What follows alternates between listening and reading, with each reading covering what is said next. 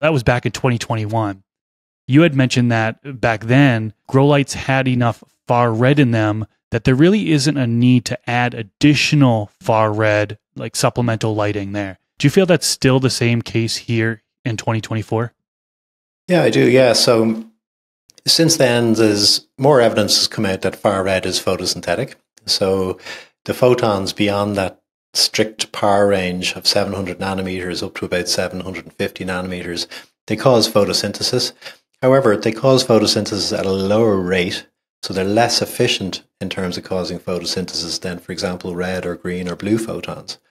So investing and spending extra on additional far red LEDs within a fixture, in my view, is a waste of money. You're not getting the growth and the yield return from that extra investment that you would by just simply buying a fixture with more white LEDs or red LEDs, for example. And the other factor is that pretty much all white LEDs, they have a little tail of far red just at the end of their spectrum, typically about 2 or 3% far red in it. So if you really desperately want to have far red for some reason, there already is some there.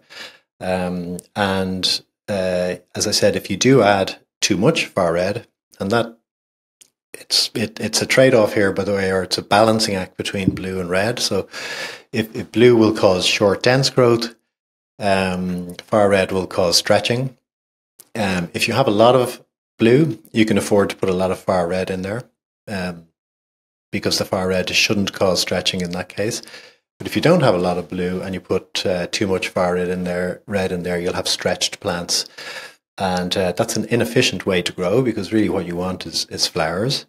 And putting energy into more stalks and more leaves and sort of more height is a waste of energy. So again, in my view, I don't think there's a strong argument for adding far red LEDs to a fixture whatsoever. And sometimes it can actually make it a little bit more difficult to grow, just because you've got those long, stretchy ones, and once the buds kind of build up on it, it could become so heavy that they just start flopping over. Happens with a lot of OG strains. I've battled that in the past, where I had to put support stakes and then, tomato cages and all that stuff. So it can be a challenge when you have those long stretch in flowering, getting those heavy buds. It can be a little bit challenging on that avenue. Yeah, well, I remember back in the HPS days, and I'd switch over to HPS, and then it was just a 8-week battle for trying to control everything and, trying to, as you say, tie everything down and get it away from the heat and all that stuff. So yeah, we have really good spectrum now with LEDs. We can tailor it.